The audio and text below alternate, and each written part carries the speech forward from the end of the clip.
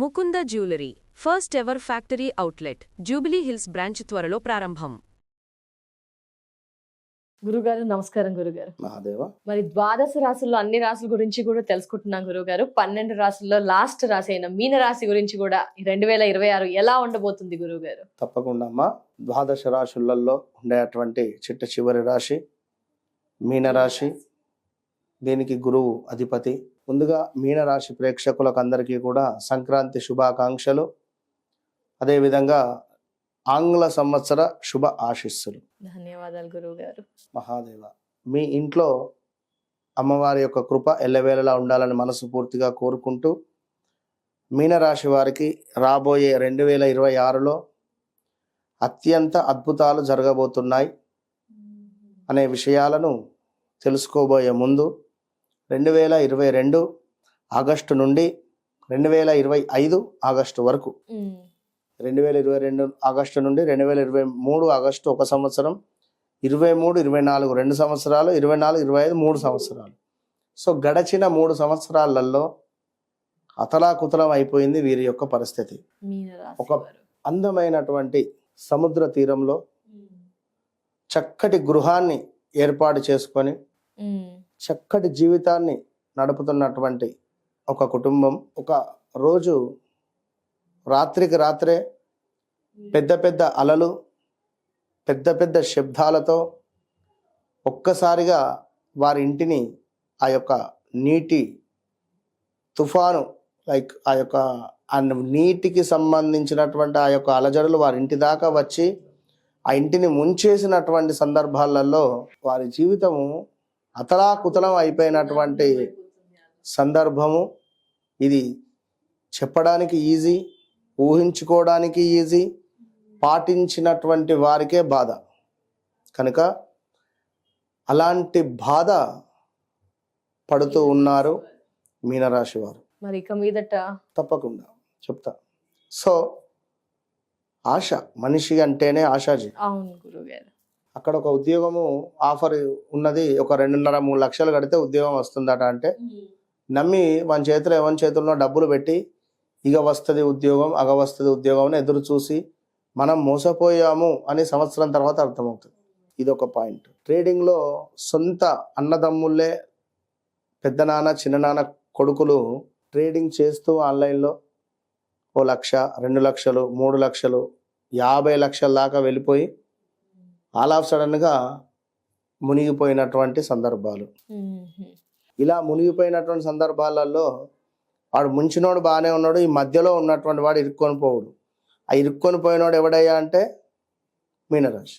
ఇక చేపల చెరువులలో విపరీతంగా డబ్బులను ఇన్వెస్ట్మెంట్ చేసి లాస్ అయినటువంటి పరిస్థితులు కానీ, లేదా ఫిష్ రిలేటెడ్ ఉండేటువంటి వారికి ఇబ్బందులు ఎదుర్కోవడాలు కానీ, అది భార్యాభర్తలలో కానీ మీనరాశి వారికి అదొక పాయింట్. అయితే మళ్ళీ మీనరాశి వారికి భార్యాభర్తలలో అన్యోన్యత లోపించడం కానీ, ఆల్ ఆఫ్ సడన్గా భార్య భర్తను వదిలేసి పిల్లలను తీసుకొని తల్లిగారింటికి పోయి అక్కడే ఉండడం కానీ, వీళ్ళు ఎంత వెళ్ళి బతిలాడినా నేను రాను అని చెప్పేటువంటి పరిస్థితులు కానీ, ఒక క్రీడా రంగంలో ఉన్నటువంటి వారికి ఒక గొప్ప అవార్డ్స్ రావడం కానీ, అదేవిధంగా సినీ ఇండస్ట్రీలో ఉండేటువంటి వారికి కొన్ని ఇబ్బంది కలిగించేటువంటి మాటలు విని దూరంగా ఉండడము, ఏ సినిమాను యాక్సెప్ట్ చేయకుండా దూరంగా ఉన్న పరిస్థితులు కానీ, ఎంత అందంగా ఉన్నా వారు క్లిక్ కాని పరిస్థితులు. అదేవిధంగా రాజకీయ రంగంలో ఉండేటువంటి వారు కూడా గత 2024లో జరిగినటువంటి ఎలక్షన్స్లో 25లో తెలంగాణలో, ఆంధ్రాలో విపరీతంగా డబ్బు పోగొట్టుకొని బాధపడినటువంటి వారు చాలామంది ఉన్నారు మీనరాశి వారు. ఇట్లా చెప్పుకుంటూ పోతే వారి జీవితం చాలా అతలాకుతలం. యాక్సిడెంట్స్ కావచ్చును, వీసా రిలేటెడ్ కావచ్చును ఇబ్బందులు. మన భారతదేశం నుండి అమెరికాకో, ఆస్ట్రేలియాకో, ఎక్కడికో వెళ్ళి అక్కడ లాక్ అయిపోవడాలు, అక్కడి నుండి ఇక్కడికి రాలేని సందర్భాలు, ఇలా ఎన్నెన్నో కూడా వీరి జీవితాన్ని కలిచివేశాయి. సో మరి 2026లో మొదటి ఆగస్టు సెప్టెంబర్ వరకు ఇన్నేళ్ళు పడ్డటువంటి ఇబ్బందులకు స్వస్తి పలుకుతూ చాలా శుభాలను మాత్రం చూడబోతున్నారు. రిలాక్స్ ఖచ్చితంగా శుభాలను చూస్తున్నారు.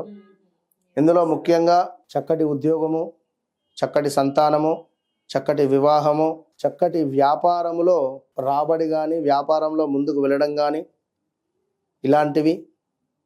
అదేవిధంగా ఎవరైతే ఈ మీనరాశి వారు ఉన్నారో, ఎప్పుడో ల్యాండ్ కొనుక్కున్నాం మాకు రేటు పెరగడం లేదు అని అనుకున్నటువంటి వారికి 26లో మంచి అవకాశాలు అయితే ఉన్నవి. స్థిరాస్తులలో లాభాలు తెచ్చేటువంటి పరిస్థితి. సో ఓవరాల్గా కోర్టు రిలేటెడ్ విజయం, ఇలా అన్ని విజయాలు అయితే ఉన్నవి, అందులో ఎలాంటి డౌట్ లేదు. మరి గురుగారు అన్ని విజయాలే అంటున్నారు, మరి నాకు అన్ని అపజయాలే అంటే మీ జన్మనామం ప్రకారంగా మీ రాశి ఉందా లేదా అనేది చూసుకోవాలి. అదొకటి మొదటగా మెయిన్ జన్మనామం. సో అదే విధంగా ఇందాక ఎవరు మన కెమెరా, తన పేరు సురేష్, తనది మేషరాశి అయింది. సురేష్ అంటే ఏమిటి, కుంభరాశి చూసుకుంటున్నాడట అతను. ఇప్పుడు నేను చెప్పే వరకు తెలియదు. సో కుంభరాశి చూస్తూ చూస్తూ ఉండిపోయాడు అంటే మరి ఏం చేస్తాం. కనుక ఎస్, పప్పులో కాలేసినట్టే. మంచి జరిగేటప్పుడు డబ్బు ఇన్వెస్ట్మెంట్ చేయకుండా, ఇప్పుడు వివాహ యోగం ఉన్నప్పుడు వివాహానికి సంబంధించినటువంటి ప్రయత్నాలు చేయకుండా ఉంటే మైనస్ అవుతుంది. అవును గురువు గారు, అందుకే మీరు చెప్పినట్టుగా జన్మనాభము చెక్ చేసుకొని, సో అట్లా చూసుకొని ముందుకు వెళితే బాగుంటుంది. ఏది ఏమైనా 8వ తారీఖు, 17వ తారీఖు, 26వ తారీఖు జన్మించినటువంటి వారికి అయితే ఒక ఇబ్బంది అయితే ఉండబోతున్నది, జాగ్రత్త. సో భార్యాభర్తలలో దానికి రెమెడీ అంటే తల్లి సూర్యునికి నమస్కారం చేసుకోవడమే. కానీ రెమెడీ అంటే వన్స్ నన్ను కలవడమే పెద్ద రెమెడీ. అది ఏది ఏమైనా కూడా వన్స్ నన్ను కలిసిన తర్వాత నన్ను కలవక ముందు అనేటువంటిది మీ జీవితంలో మాత్రం ఉంటుంది. కళ్ళకు కట్టినటువంటి విధంగా మీ జీవితంలో గడిచినవి, జరుగుతున్నవి, జరగబోయేది ఈ రాసులు చూస్తూ ఉంటే వింటూ ఉంటేనే తెలిసింది గురువు గారు. ఖచ్చితంగా వారి జీవితంలో జరిగేది 100% చెప్పేద్దాం. సో ఎటు వెళ్తే బాగుంటుంది, ఎటు వెళితే బాగుండదు. ఇక మీదట కూడా ఎలా వెళ్ళాలి అనే గైడ్ లైన్స్ మీ త్రూ తీసుకుంటే కూడా వారికి అంతా సక్సెస్ ఖచ్చితంగా ఉంటుంది. తప్పకుండా గురువు గారు, ధన్యవాదాలు గురువు గారు. ద్వాదశ రాసుల్లో ఫైనల్ మీన రాశి గురించి కూడా క్లుప్తంగా వివరించారు, పరిహారాలు తెలియచేశారు. చాలా చక్కగా వివరించారు. ధన్యవాదాలు గురువు గారు. నమస్కారం.